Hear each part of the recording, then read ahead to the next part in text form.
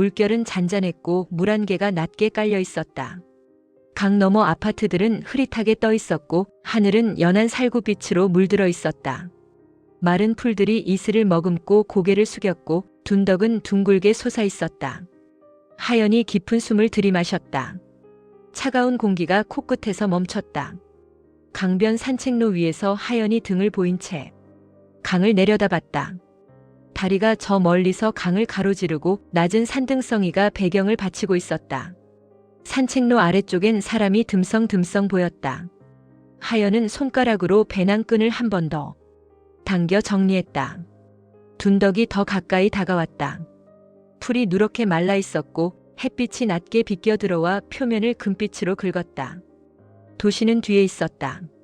빌딩들이 줄지어 서 있는데도 더 이상 가까이 오지 못한 듯 흐릿했다. 하연은 둔덕의 선을 눈으로 따라갔다. 어디까지가 자연이고 어디부터가 사람이 만든 것인지 쉽게 구분이 어려운 형태였다. 흙길이 앞쪽으로 길게 뻗어 있었다. 길 양옆엔 풀들이 바람에 흔들렸고 왼편엔 절개된 흙벽이 길을 따라 이어졌다. 하연은 천천히 걸었다. 한 걸음 또 한 걸음. 등 뒤에서 머리카락이 살짝 들려 목덜미를 스쳤고 발바닥 아래로 흙이 사각하고 눌렸다. 배낭이 등판에 밀착돼 숨이 약간 막혔다. 하연은 숨을 고르고 시선을 멀리 뒀다. 발굴 현장은 아직 잠에서 덜 깬 얼굴이었다. 안개가 낮게 깔린 흙바닥 위로 사각형 구획이 줄로 반듯하게 그어져 있었다. 파란 천막 하나가 덩그러니 서 있고 옆엔 접어둔 방수포가 숨을 죽인 채 눌려 있었다. 삼각대 위 장비는 제자리에서 주변을 내려다보고 있었다. 하연은 구획의 모서리에 발을 멈췄다. 흙벽이 일정한 깊이로 파여 있었다. 둑길 같은 흙길을 계속 따라 걸어가자 오른편으로 파낸 사각 구덩이들이 계단처럼 이어졌다. 줄로 묶인 경계선이 얇게 빛을 받으며 선을 넘어오지 말라고 조용히 경고하는 듯 했다. 오른쪽엔 큰 방수포가 길게 덮여 있었고 옆에는 삼각대 장비가 서 있었다. 하연은 배낭을 고쳐 메고 구덩이 가장자리에서 속도를 줄였다. 호흡이 조금 안정됐다. 조금 더 안쪽으로 들어가자 발굴구들이 넓게 펼쳐졌다. 여러 개의 천막이 줄지어 서 있고 구획마다 깊이가 달랐다. 사방이 둑처럼 올라온 초록 경사면에 둘러싸여 있어서 세상과 분리된 골짜기 같았다. 바람이 천막천을 한번 울리고 지나갔다. 천막 아래에서 하연은 손바닥 위에 작은 조각을 바라봤다. 흙빛이 묻은 파편의 형태가 뚜렷해서 오히려 무서웠다. 뒤로는 구획들이 줄과 말뚝으로 정리되어 있고 먼 곳엔 수레가 멈춰 서 있었다. 이건 그냥 조각이 아니야. 근처에서 숨을 들이마시는 소리가 났다. 설이었다. 하연은 파편을 조심스럽게 돌려보았다. 손끝에 모래알이 긁혔다. 설이야. 사진부터 각도 다 잡고 손은 그 다음. 아, 정하연 박사님 오셨어요? 설이가 반갑게 맞았다. 하연이 웅크려 앉아 구획 안쪽을 지켜보는 동안 설이는 장갑을 낀 손으로 흙을 조심스럽게 긁어냈다. 주변은 줄로 반듯하게 정리돼 있었고 뒤로는 천막과 테이블, 상자들이 대기하듯 놓여 있었다. 조금만 더 얇게. 하연의 지시에 설이는 고개만 끄덕였다. 흙은 쉽게 무너지지 않았고 그게 오히려 불안했다. 하연은 숨을 멈추고 흙 위에 생기는 미세한 경계를 지켜봤다. 욕심내면 우리가 찾는 게 아니라 우리가 부숴버린다. 도윤이 장비 앞에 앉아 있었다. 작은 화면엔 파형 같은 선이 흔들리고 장비는 조용히 진동을 삼켰다. 뒤로는 삽이 꽂혀 있고 한 사람이 서서 기다렸다. 도윤이 버튼을 한 번 눌렀다. 지금 다시 한 번만. 화면의 선이 미세하게 달라졌다. 아직까지 변화가 크다고 말할 수 없었다. 다만 이 현장에선 작은 변화가 늘 큰 발견의 전조였다. 여기서? 뒤에 사람이 짧게 물었다. 도윤은 고개를 끄덕이지도 젓지도 않았다. 대신 눈만 더 가늘게 뜨고 화면을 읽었다. 설이가 무릎을 꿇은 자세에서 작은 붓으로 계속 흙 표면을 쓸어냈다. 붓끝이 지나간 자리에서 땅속에 묻혀있던 선들이 조심스럽게 모습을 드러냈다. 하연은 뒤에서 그 손끝을 지켜봤다. 선이 규칙적입니다. 서리가 낮게 말했다. 하연은 가까이 가지 않았다. 가까이 가면 자신의 손이 먼저 서둘러 나갈까봐. 분만, 아직은 분만. 서리야, 숨부터 고르고. 손이 떨리면 선이 죽어. 서리의 붓이 더 느리게 움직였다. 흙이 아니라 시간이 벗겨지는 소리 같았다. 이번엔 더 가까웠다. 서리가 붓으로 흙을 쓸었고 흙 속엔 둥근 테두리 같은 흔적이 보였다. 오른쪽에는 흙손 2개가 나란히 놓여 있었다. 여기 원입니다. 서리가 말끝을 흐렸다. 하연은 목소리를 낮췄다. 좋아, 원이면 다음은 중심이야. 중심을 급하게 찍지 말자.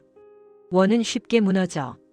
그러니까 서리, 내 자신의 속도로 아주 천천히. 서리의 붓질이 더 느려졌다. 느린 속도에서만 형태가 살아남는다. 문양이 더 분명해졌다. 땅 위에 나선형으로 말려 들어가는 선. 하연이 무릎을 꿇고 손바닥을 흙 위에 가까이 대며 선의 흐름을 따라가려 했다.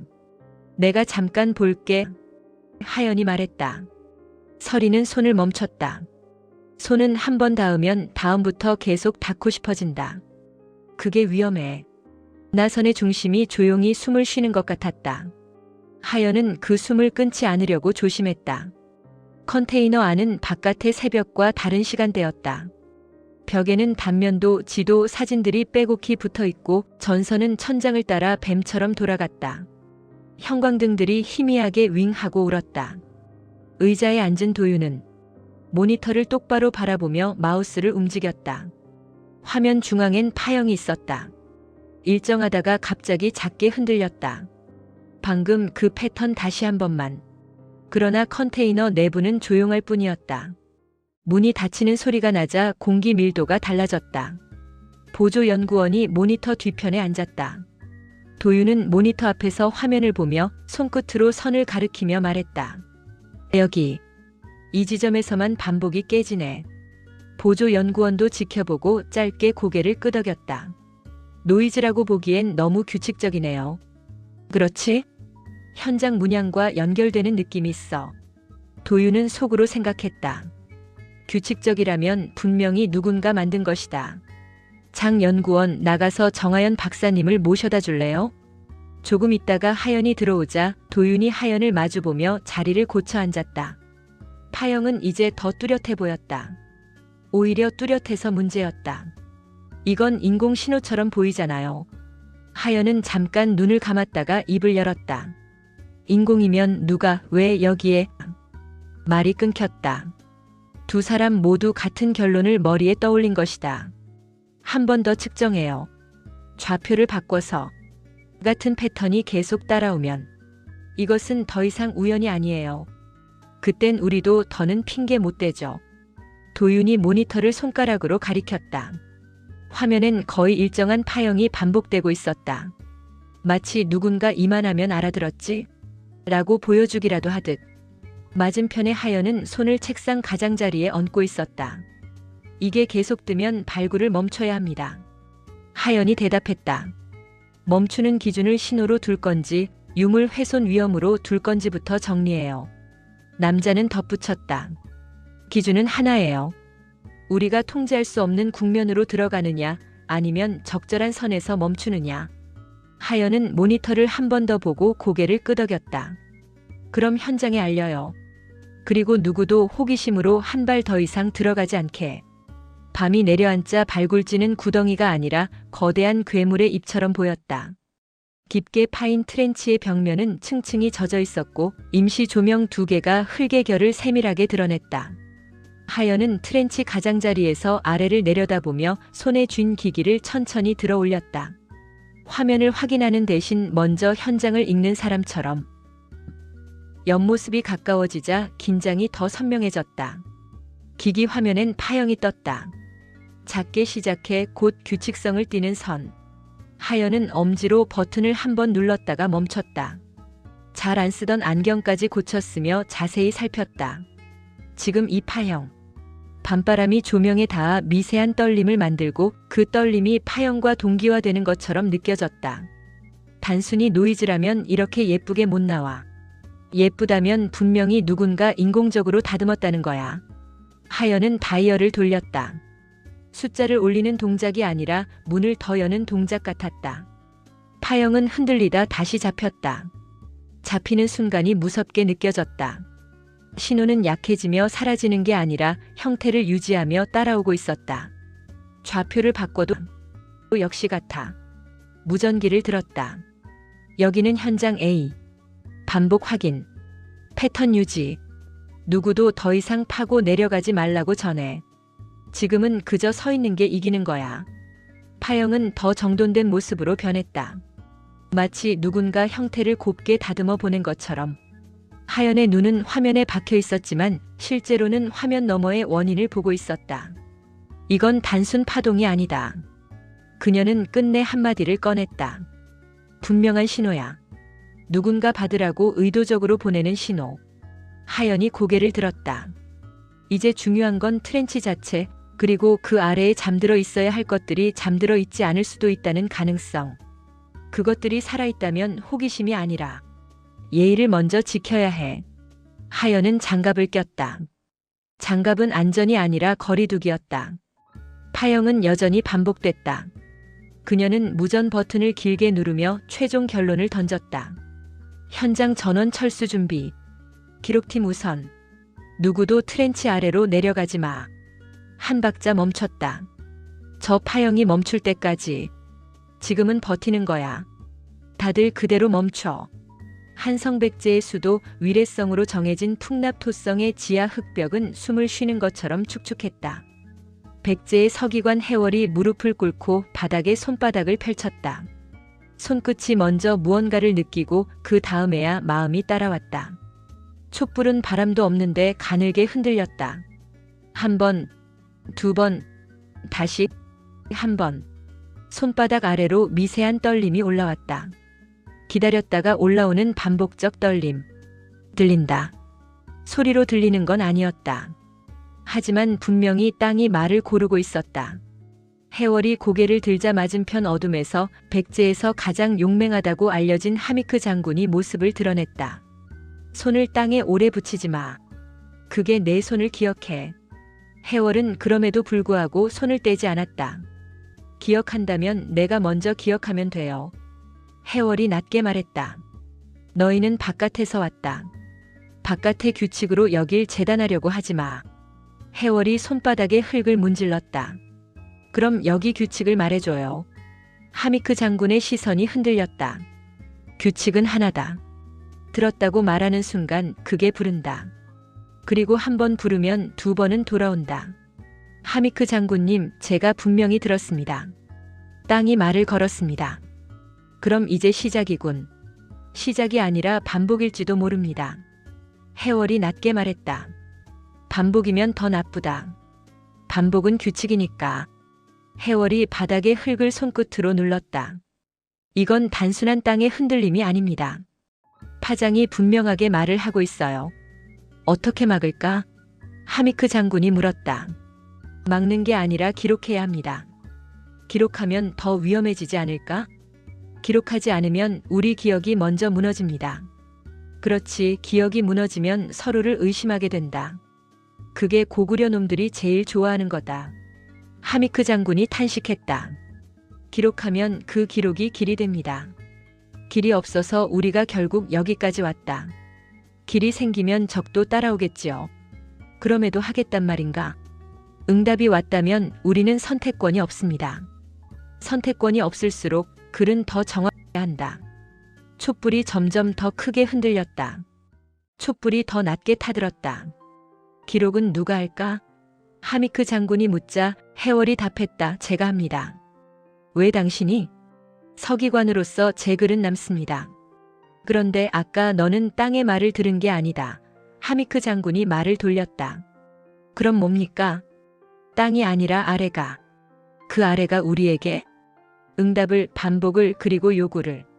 촛불이 치솟았다가 가라앉았다. 요구가 뭔지 묻지 마. 묻는 순간 대답이 온다. 그럼 여기가 위험한 것입니까? 위험한 건 여기만이 아니다. 위례성 모두가 그 앞에 서 있다. 글이 실패할 때 칼이 마지막 줄이다. 역사의 마지막 줄은 늘 피로 써진다. 나무판이 놓였다. 신호의 반복은 기호로 적는다. 뒷날 누가 읽어도 같은 방식으로 다시 만들 수 있게.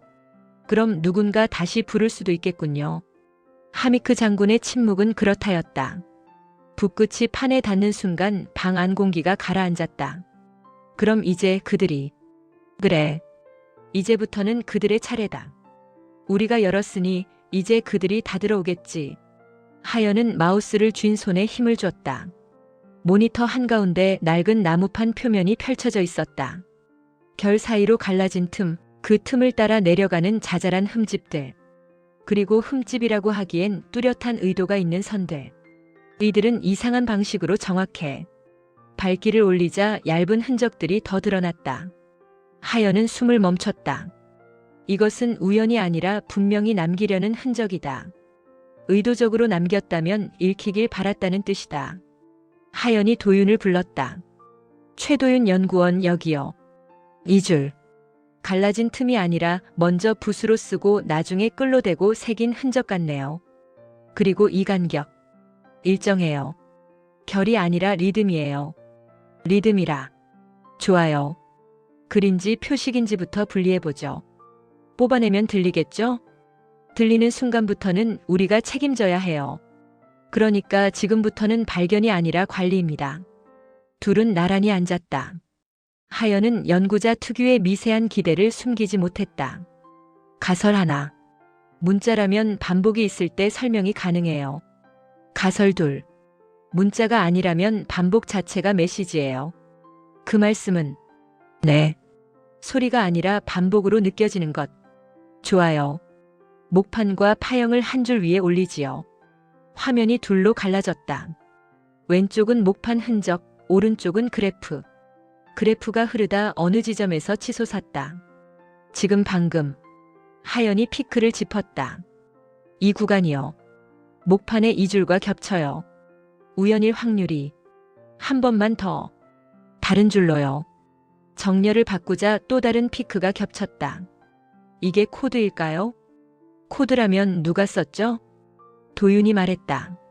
결론은 하나예요. 뭔데요? 기록은 글이 아니라 반복, 되풀이였어요. 그리고 되풀이는 누군가가 다시 재생하길 바랐다는 뜻이에요. 세로로 내려가는 흔적과 파형이 나란히 놓였다. 파형은 반복되는 간격으로 떨렸다. 이건 글자처럼 보이게 만든 겁니다. 사람 눈이 문장을 찾게. 그러면 그 말이 맞네요. 들었다고 말하는 순간 불리운다. 도윤이 조용히 물었다. 정 박사님 지금도 들려요? 귀로는 아니에요. 하연이 말했다. 하지만 몸이 알아요. 리듬이 누군가의 호흡 같아요. 호흡이면 살아있다는 뜻이잖아요. 살아있는 건 반응한다는 뜻이니까요. 도윤이 파형 한 구간을 찍었다. 이건 잡음이 아닙니다. 의도적으로 끊어요. 단어처럼? 그래요. 문장 부호처럼. 그럼 목판은 번역이 아니라 악보예요. 악보 혹은 호출 신호. 그렇다면 이를 함부로 공개하면 안 돼요. 이를 세상에 드러냈을 때 안전하다는 확신을 얻기까지 연구자들의 손에서 충분한 검토가 필요해요. 하연은 주먹을 조용히 쥐었다. 전 묶을래요. 아주 단단히. 누가 건드려도 풀리지 않게 절차까지 같이 묶을 거예요. 그렇게 하면 정 박사님 커리어는 난 커리어 때문에 여기 온 게 아니에요. 그럼 박사님이 원하는 건 뭔가요? 호흡이라면 호기심으로 건드리면 안 돼요. 우리가 해야 하는 건 성급한 해독이 아니라 안전한 봉인일 수도 있어요. 좋아요. 절차를 만들지요. 재현 금지. 접근 권한 제한. 그리고 정 박사님이 들린다고 느끼는 순간 즉시 중단. 기다린다는 건 누군가가 실수하길 기다린다는 뜻일 수도 있어. 하윤이 속으로 생각했다. 먹구름이 하늘을 한 겹 더 눌러앉힌다. 강변 아파트들은 어둠 속 거대한 벽처럼 서 있고 강물은 잔주름을 끊임없이 만들고 창문 불빛은 가늘게 늘어져 흔들린다. 멀리 송신탑의 빨간 경고등이 규칙적으로 깜빡인다. 도시는 말을 하지 않는다. 대신 불빛과 반사, 끊김과 규칙으로만 지금도 살아있다는 신호를 보낸다. 반복과 끊김. 오늘 우리가 본 파형과 다르지 않다. 도시는 늘 신호를 내고 우리는 이제 그걸 그냥 지나치지 못한다. 풍납, 몽촌, 삼성토성에서 시차를 두고 발견된 지하 유적들, 대한민국에서 가장 화려한 서울의 강남 땅 밑에 대체 어떤 역사의 비밀이 숨어 있는 걸까? 검푸른 물 위로 잔물결이 지나가고 그 위에 비친 불빛은 길게 긁힌 선이 된다. 다리 위 가로등의 간격이 강물 위 반사로 복사된다. 우리가 호흡이라 부르는 건 살아있다는 표시다. 그러면 오늘의 그 리듬도. 하연은 오늘 하루를 깊게 되새긴다. 강남 땅 지하를 발굴하는 작업은 결코 쉽지 않았다. 삼성토성 주변에는 경기고등학교를 비롯해 고급 아파트 단지와 공공시설들이 밀집해 있어 어려웠고, 풍납과 몽촌토성 주변에는 재개발을 기다리는 주민들의 이해관계가 날카롭게 대립해왔다. 한성백제의 역사를 복원하는 것은 결코 쉽지 않은 작업이 될 터였다.